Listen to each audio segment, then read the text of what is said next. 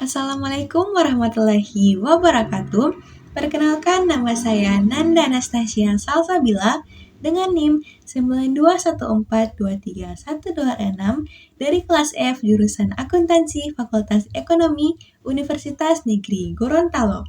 Di sini saya akan membahas tentang geostrategi dalam konteks di Indonesia dengan subpokok ideologi, politik, ekonomi, sosial budaya, pertahanan, keamanan, geografi, sumber kekayaan alam, dan demografi.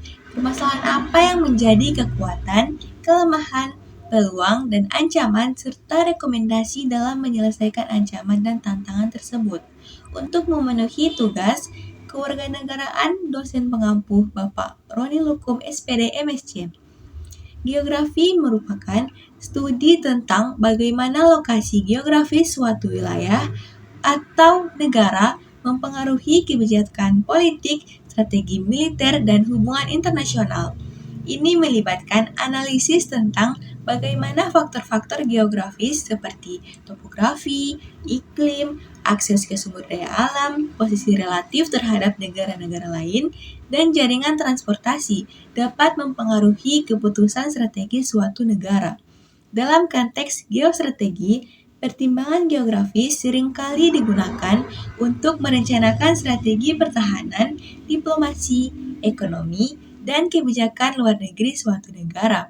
Geostrategi dapat membantu negara-negara untuk memahami tantangan dan peluang yang muncul dari lingkungan geografis mereka dan mengembangkan rencana yang efektif untuk mencapai tujuan nasional mereka.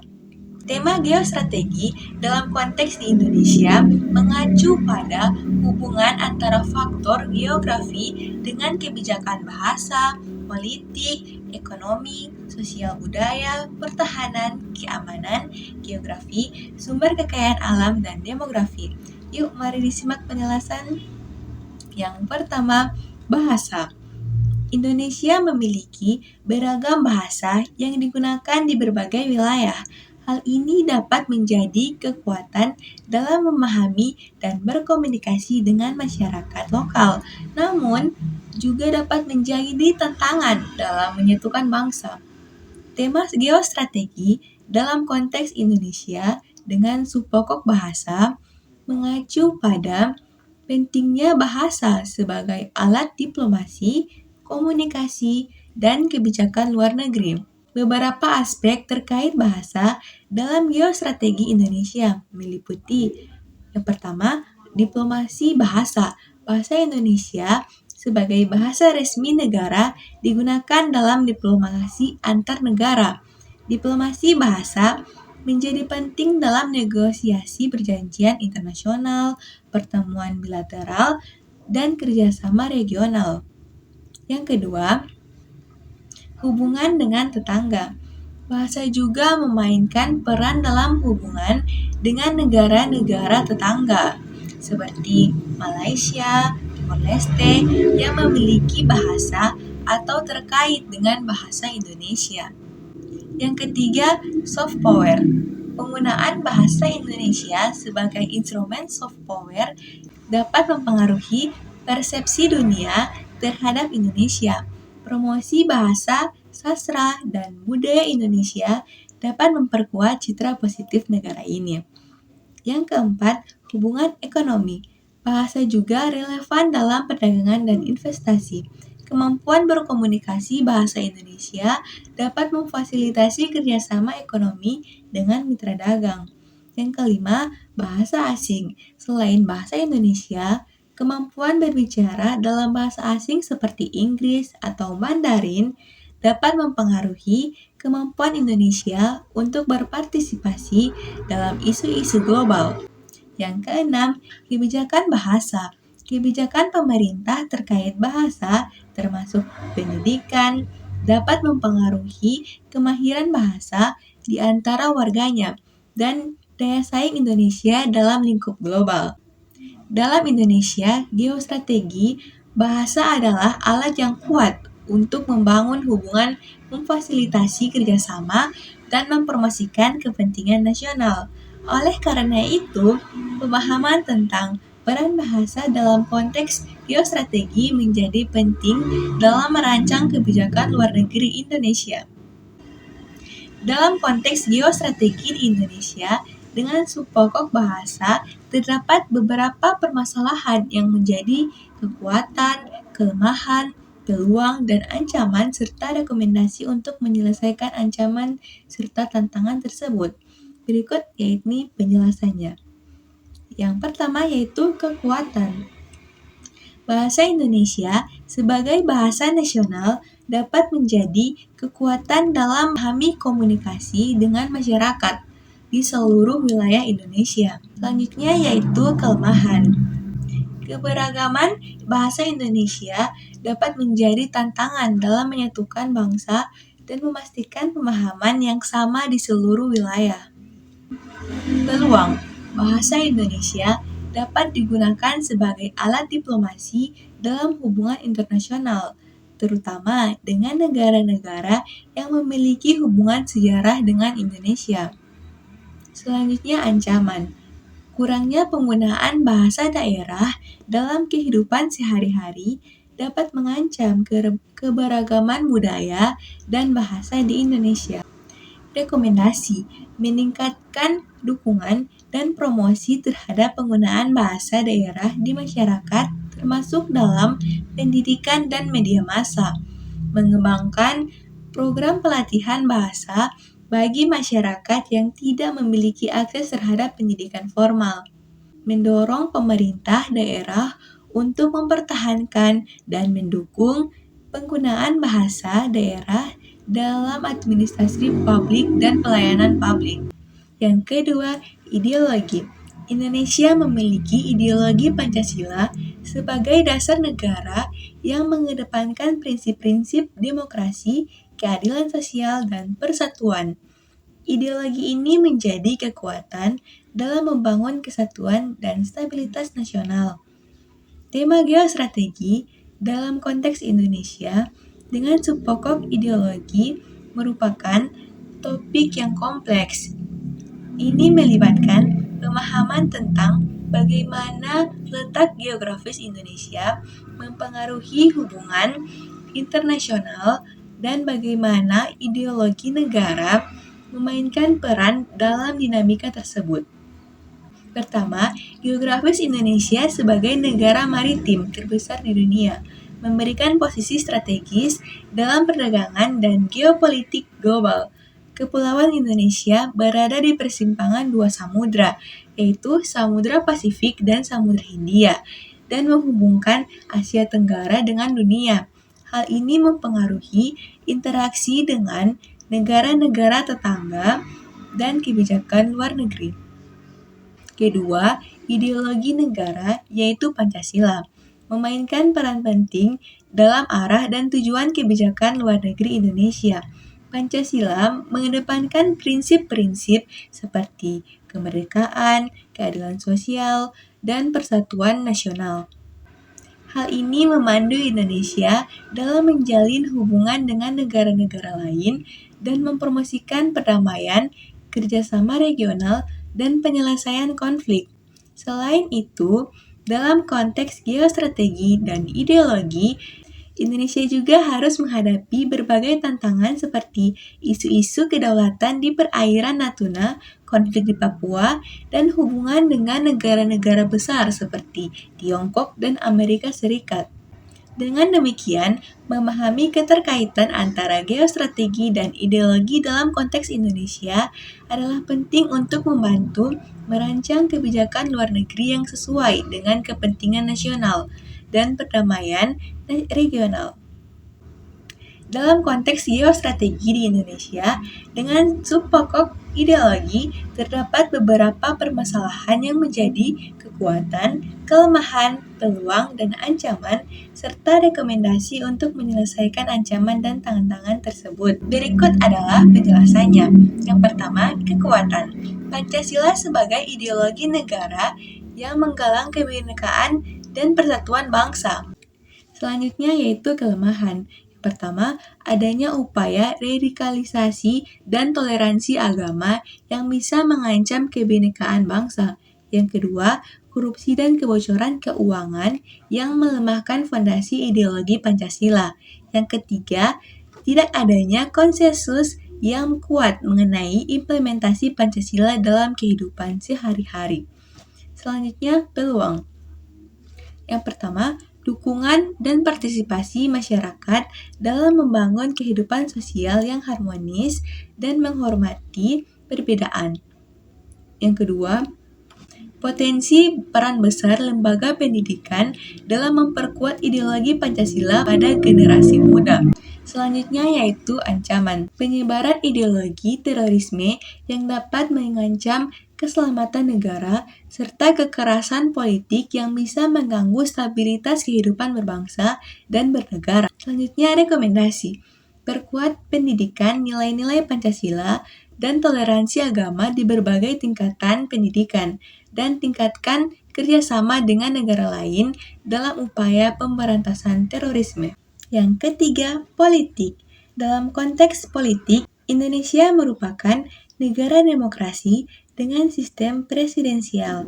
Kelemahan dalam politik Indonesia adalah adanya korupsi dan nepotisme yang dapat menghambat pembangunan dan merusak tata kelola pemerintahan. Peluangnya adalah adanya ruang untuk partisipasi politik yang lebih luas dan inklusif. Geostrategi Indonesia dalam konteks politik merupakan kombinasi dari faktor-faktor ini yang semuanya memainkan peran dalam membentuk hubungan luar negeri dan kebijakan negara ini. Dalam konteks geostrategi di Indonesia dengan subpokok politik terdapat beberapa permasalahan. Yang pertama yaitu kekuatan. Stabilitas politik yang mencakup baik dalam menghadapi dinamika politik dan nasional serta internasional. Sistem demokrasi yang memberikan kesempatan partisipasi politik kepada masyarakat. Selanjutnya yaitu kelemahan. Lembaga peradilan yang masih rentan terhadap pengaruh politik. Selanjutnya yaitu peluang. Meningkatnya kesadaran politik masyarakat, terutama generasi muda, adanya momentum pemilihan umum untuk mengganti pemimpin yang tidak memiliki legitimasi yang kuat. Lalu ancaman, pemberontakan politik atau gerakan separatisme yang mengancam stabilitas politik. Rekomendasi, membangun lembaga peradilan yang independen dan bebas dari intervensi politik, serta meningkatkan partisipasi politik masyarakat melalui pendidikan politik dan memastikan pemilihan umum yang adil dan transparan. Yang keempat, ekonomi. Indonesia memiliki potensi ekonomi yang besar dengan sumber daya alam yang melimpah. Namun, kelemahan dalam sektor ekonomi adalah rendahnya tingkat inklusi keuangan, kesenjangan ekonomi, dan masih terbatasnya akses infrastruktur. Peluangnya adalah meningkatnya investasi asing dan diversifikasi ekonomi. Pemahaman yang mendalam tentang aspek geostrategis dalam konteks ekonomi membantu Indonesia dalam merencanakan kebijakan ekonomi yang memaksimalkan potensi ekonominya, menjaga lingkungan, dan menjaga stabilitas di kawasan yang luas. Faktor-faktor ini memiliki dampak signifikan pada perkembangan ekonomi dan keamanan nasional Indonesia. Dalam konteks geostrategi di Indonesia, dengan subpokok ekonomi, terdapat beberapa permasalahan yang menjadi kekuatan, kelemahan, peluang, dan ancaman, serta rekomendasi untuk menyelesaikan ancaman serta tantangan tersebut. Berikut adalah penjelasannya. Kekuatan ekonomi, kekayaan sumber daya alam yang melimpah dan beragam, serta kestabilan makroekonomi yang terus dijaga. Selanjutnya, kelemahan ekonomi, ketimpangan regional dalam distribusi sumber daya alam dan pembangunan ekonomi, serta ketergantungan pada sumber daya alam yang rentan terhadap fluktuasi harga global, dan rendahnya investasi dalam riset dan inovasi. Selanjutnya, peluang ekonomi. Pengembangan ekonomi berbasis sumber daya alam yang berkelanjutan dan diversifikasi ekonomi melalui pengembangan sektor manufaktur dan jasa. Selanjutnya, ancaman ekonomi. Krisis ekonomi global yang bisa berdampak negatif pada ekonomi Indonesia, serta ketidakseimbangan perdagangan dengan negara lain yang bisa merugikan sektor industri nasional. Selanjutnya, rekomendasi ekonomi. Mendorong investasi dalam riset dan inovasi untuk mengembangkan sektor manufaktur dan jasa. Yang kelima, sosial budaya. Indonesia memiliki keberagaman etnis, agama, dan budaya. Kelemahan dalam konteks sosial budaya adalah adanya konflik horizontal yang timbul dari perbedaan tersebut. Peluangnya adalah adanya potensi untuk memanfaatkan keberagaman sebagai sumber daya yang memperkaya budaya dan memperkuat persatuan. Dalam konteks geostrategi di Indonesia, aspek sosial budaya memainkan peran penting dalam memahami dinamika regional dan internasional. Pemahaman yang mendalam tentang aspek-aspek sosial budaya ini penting dalam merancang kebijakan luar negeri dan geostrategi Indonesia, karena mereka dapat mempengaruhi dinamika regional dan internasional yang berkaitan dengan negara ini. Dalam konteks geostrategi di Indonesia, dengan subpokok sosial budaya, terdapat beberapa permasalahan yang menjadi kekuatan, kelemahan, peluang, dan ancaman, serta rekomendasi untuk menyelesaikan ancaman serta tantangan tersebut. Berikut adalah penjelasannya. Kekuatan sosial budaya yaitu multikulturalisme dan keberagaman budaya yang menjadi kekayaan Indonesia. Kelemahan sosial budaya yaitu tindakan intoleransi dan diskriminasi terhadap kelompok minoritas, serta kurangnya pemahaman dan penghargaan terhadap keberagaman budaya dan ketidakseimbangan pembangunan sosial antar daerah. Selanjutnya, peluang, yaitu meningkatnya kesadaran masyarakat akan pentingnya menjaga keberagaman budaya dan kebinekaan, serta potensi pengembangan pariwisata budaya sebagai sumber pendapatan dan meningkatkan pemahaman antar budaya. Ancamannya yaitu praktik diskriminasi terhadap kelompok minoritas, serta perkembangan teknologi yang bisa membawa dampak negatif pada kesehatan mental dan hubungan sosial. Selanjutnya, rekomendasi. Membangun masyarakat yang inklusif dan menghormati perbedaan. Yang keenam, pertahanan dan keamanan. Indonesia memiliki posisi geografis yang strategis dengan banyak pulau dan perairan yang luas.